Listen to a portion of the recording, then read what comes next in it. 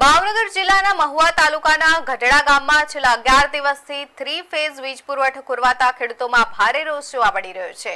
વીજળીના અભાવે ખેડૂતો દ્વારા કરાયેલ વાવેતર અને બિયારણને પૂરતું પાણી મળી શક્યું નથી, જેના કારણે પાકને નુકસાન થવાની ભીતિ ઊભી થઈ છે।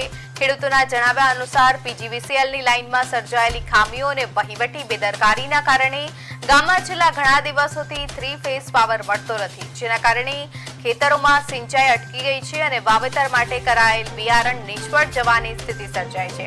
માત્ર ખેતી જ નહીં પરંતુ ખેતરમાં રાખવામાં આવેલા મૂંગા પશુઓ માટે પણ પાણીની ગંભીર સમસ્યા ઊભી થઈ છે।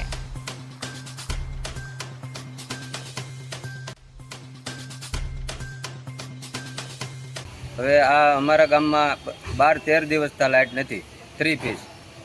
ખેડૂએ બધાએ બિયારણ મોંઘા ભાવના લાવીને વાવી દીધા, અત્યારે બધું બફાઈ ગયું છે। આજરોજ ગઢડા ગામના ખેડૂતો તેમને પાવર સપ્લાયના બાબતે રજૂઆત કરવા આવ્યા હતા, જેને અનુસંધાને તેમને હું આશ્વસ્ત કરું છું।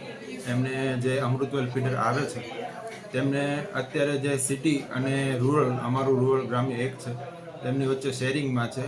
શરૂઆતનો પોર્શન જે સિટી એરિયામાં આવે છે એમના ફોલ્ટ અને આજ થોડાક સમયથી પવનની સ્પીડ જો ઝાઝી છે એના લીધે ફોલ્ટનો થોડોક પ્રશ્ન હતો, એમનો તત્કાલ નિકાલ થાય એવું સુખદ નિરાકરણ થઈ જાય એવો મારો પ્રયત્ન રહેશે। લાઇટનો પ્રોબ્લેમ તો સાહેબ એવો છે કે જ્યાં સુધી આજથી 11 જમણથી લાઇટ જ નહીં આવી, 3 ફેઝ તો ક્યારેય આવી જ નથી। સિંગલ ફેઝ આવે પણ એ મોટર તો ઉપડે જ નહીં, એને કુંડી ભરવાની નથી। માલ અત્યારે હાવ તર્યા છે। 11 જમણથી લાઇટ ન હોય તો ખેડૂતને ખબર તો છે, 11 જમણથી પાણી ન હોય તો માલ શું પીવે।